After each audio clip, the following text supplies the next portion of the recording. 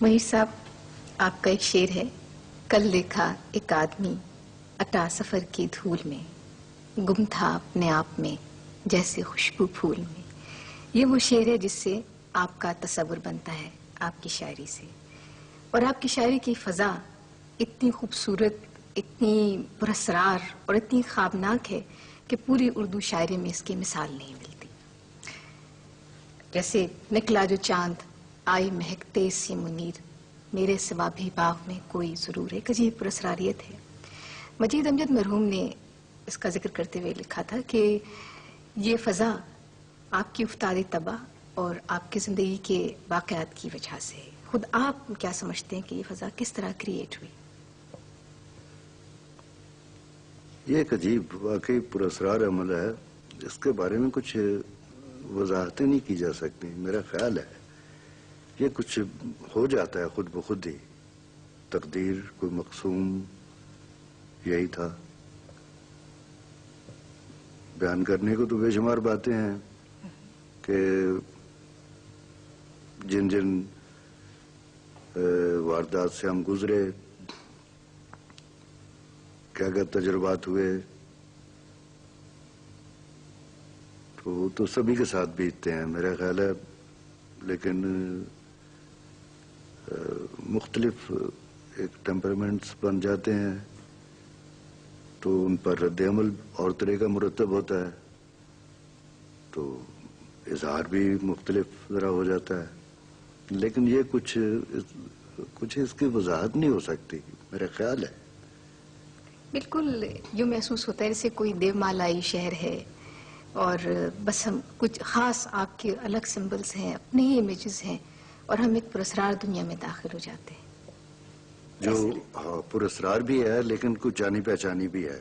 جی، ایک نون اور ان نون دونوں، کچھ معلوم اور نامعلوم دونوں کچھ آپس میں جڑے ہوئے سے لگتے ہیں. میرا خیال ہے جتنا اب آپ جیسے تنقید نگار حضرات یا خواتین جب یہ باتیں کرتے ہیں تو سمجھ آتی ہے کہ شاید یہ بھی ہے. ایک اچھا، ایک بہتر نکات جو بات کرتا ہے، کچھ دیر ہم رہتے ہیں ان خیالوں میں کہ یار اسی طرح ہوا ہوگا. انتظار حسین نے لکھا ہے. اب آپ نے یہ سوال پوچھا ہے، دہلی میں بھی مجھ سے یہ سوال کیا گیا. کوئی شمیم منفی صاحب ہیں وہاں پر کہ یہ کیسے ہوا، یہی سوال تھا. میں نے کہا مجھے کچھ پتہ نہیں،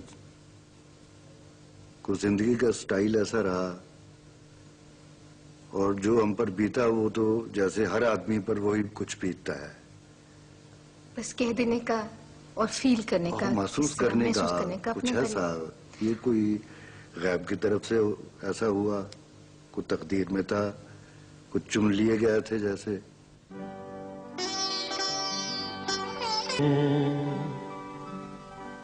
آپ کے یہاں زندگی کی بعض بڑی خوبصورت تصویریں ملتی ہیں، جیسے کہ آواز دے کے دیکھ لو، شاید وہ مل ہی جائے، ورنہ یہ عمر بھر کا سفر رائے گاں. یہ احساس زیاں، رائے گانی کا احساس ساتھ ہی ساتھ کیوں منیر صاحب؟ یہ تو ہر لکھنے والے کے ساتھ، جو سوچنے والے آدمی کے ساتھ، جو فکر کرنے والا آدمی ہے، جو کسی آئیڈیل تو کبھی مٹیریلائز ہوا ہی کم ہے، جو اس کی تلاش میں ہے، یہ رائے گانی کا احساس تو تمہاری شاعری میں بھی آتا ہے. مگر زندگی کے بارے میں ویسے آپ کا ایٹیٹیوڈ بہت پازیٹیو ہے. اتنے رنگ ہم اکٹھے دیکھتے ہیں زندگی کے آپ کی شاعری میں، اتنے شاید کسی خوشی کے جب تم بہت زیادہ خوش ہوتی ہو تو پھر ایک انت پر ایک ملال کی کیفیت آتی ہے کبھی میرے خیال آتی ہے. تو یہی ہے، دونوں رنگوں سے مل کر ہم بنے ہیں. ہمارے تصورات، ہمارا معاشرے میں چلن، دونوں ہی رنگ ساتھ ساتھ چلتے ہیں. ان رنگوں کو بیان کرنے کے لیے یہ جو دو کیفیتیں آپ نے بیان کی، کچھ سمبلس آپ کے یہاں شاعری میں ملتے ہیں اور بار بار آپ ان کو دہراتے ہیں، جیسے ہوا، شام، جنگل. اس کی کوئی خاص وجہ آپ کچھ آئیڈینٹیفائی کرتے ہیں اپنے آپ کو ان سے؟ کیا پتہ نہیں، یہ خود بخود ہی آ گیا کہیں سے. اچھا، ہوا کہیں خود بخود آ گئی، شام خود بخود ہی آ گئی. ہو سکتا ہے میرے جو تجربات تھے لڑکپن کے، بچپن کے، یا جو میرے ایک کو پیمائیاں یا سہرا نوردیاں یا اس طرح کے خالی جگہوں میں جنگلوں میں پھرنے کا ایک جو مجھے موقع ملا.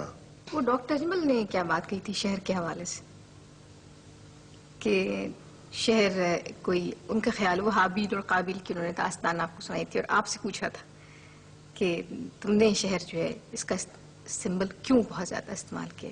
وہ کیا واقعہ؟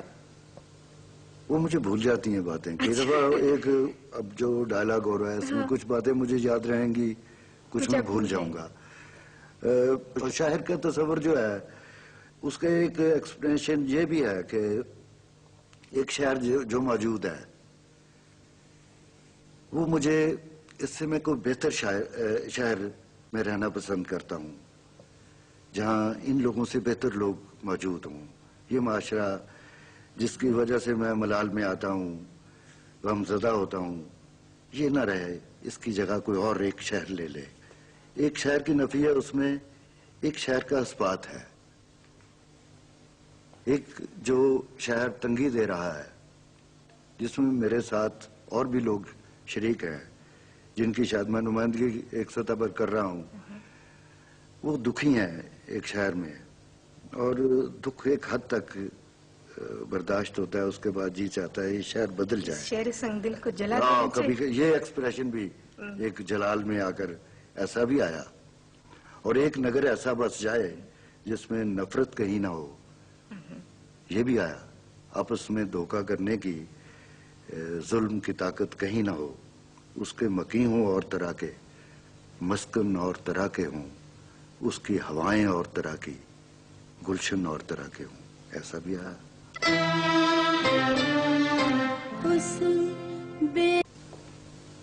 اچھا, آپ کے ہاں جو ایک اور خاص ایلیمنٹ جو ہمیں بہت اپنی طرف کھینچتا ہے وہ حیرت ہے, اور یہ حیرت ویسے تو سوالات اٹھائے جاتے رہے, ابر کیا چیز ہے, ہوا کیا ہے, لیکن آپ کیا بچے کسی حیرت ہے.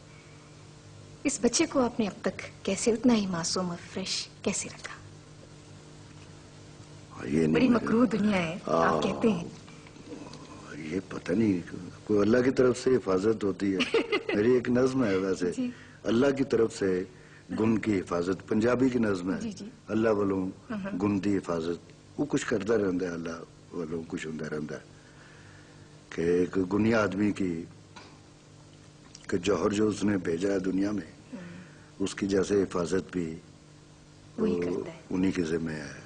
اچھا میری صاحب, آپ کی کتاب میں جب ہم پڑھتے ہیں شروع سے تیز ہوا تنہا پھول جنگل میں دھنک, تو ایک جو فضا ہمیں ملتی ہے اس میں محسوس یہ ہوتا ہے کہ آپ فطرت کے جلال و جمال سے آپ اس سے ظاہر متاثر بھی ہوتے ہیں, ہیبت بھی ہے, وہ سارا عمل اس سے آپ گزرتے ہیں. جب دشمنوں کے درمیان شام تک آتے ہیں تو ایک عجیب ہے اس میں سلسلہ جو کہ دشمنی کا رشتہ زندگی سے زیادہ لگتا ہے. اس کی کیا وجہ؟ وہ کچھ, میں کبھی کہتا ہوں کہ یہ کتابیں میری منزلیں ہیں. ایک جسمانی طور پر, روحانی طور پر ایک جیسے منازل سے ہم گزرے, انہی منزلوں کا بیان ہے. یہ تیز ہوا تنہا پھول میں کوئی اور طرح کی واردات تھی, اس کے بعد جنگل میں دھنک, دوسری کتاب میری جنگل میں دھنک ہے, وہاں تک کچھ اور تھا, رنگ اس میں اور طرح کے ہیں, اس میں کچھ اظہار کچھ اور طرح کا ہے. دشمنوں کے درمیان شام میں بدل گیا, ماہ منیر میں ذرا تھوڑی سی کشادگی اور وسعت اور طرح کا ہوا. وہی کہ جن منازل سے ہم گزرے ان میں ان کو ہجر, وصال, نفرت, محبت, بے شمار یہاں کے جو جس معاشرے میں ہم اس کے عمل رد عمل میں کیا کچھ بیان کر گئے. یہ میرا خیال وہی ہے کہ ہم مختلف ادوار میں سے گزرے, ان میں تجربات جیسے ہوئے. مرزا, آپ کے یہاں ایک اور چیز جو میں پوچھنا چاہوں گی وہ یہ کہ جب آپ نے شعر لکھنا شروع کیا وہ اور زمانہ تھا اور موسم تھے, اور اس میں کوئی ہر شاعر یا شاعروں کی اکثریت کسی نہ کسی نظریے یا مسلک سے منسلک ہونا ضروری سمجھتی تھی. آپ کی شاعری جو ہے وہ پیور پوئٹری، جس کو شعر، خالص ادب، خالص شاعری کہتے ہیں. تو آپ نے کبھی یہ نہیں سوچا کہ مجھے بھی کسی کیمپ میں چلے جانا چاہیے؟ یہ اندر کی جیسے پوئٹک کنوکشن کی کمزوری ایسا کرواتی ہے. کمزور آدمی ایک جس کے اندر شعری ارج کمزور ہے، تخلیقی جذبہ اس کو چھوٹی چھوٹی پناہ گاہیں کی طرف جانے کا ایک اشارہ کرتا ہے. تو آپ نظریاتی میں نے شاعری کبھی کو کیا کچھ کہیں گے؟ نظریاتی شاعری ایسا ہی ہے جیسے ایک نون فلاسفیز کو ورسیفائی کرنا بھی تو شاعری نہیں ہے ایک سطح پر کہ ایک اچھا نظریہ ہے، ایک انسانی بہبود اس کی بنیاد ہے، اس کو ورسیفائی کرنا، اس کے بارے میں ایک معلوم فلسفے کو بیان کرنا بھی اچھی ڈھنگ سے، وہ بھی کوئی بری بات نہیں ہے. لیکن شاعری اور چیز ہے، یہ تو کہیں نامعلوم میں جا کر کوئی نئی چیز معلوم بھی آئے گا تو معلوم ہوگا کہیں نامعلوم سے ہو کر آیا ہے، اس کی شکل بدل جائے گی، اس کا کچھ میک اپ بدل جائے گا، کچھ اور طریقے میجک ٹچ اس میں آ جائے گا، اس کو تبدیل کر دیں. ہاں بالکل. اچھا، اس وقت اپنے میجک ٹچ کی آپ کیا چیزیں ہمیں دکھائیں گے؟ ایک نظم ہے سپنا آگے جاتا کیسے.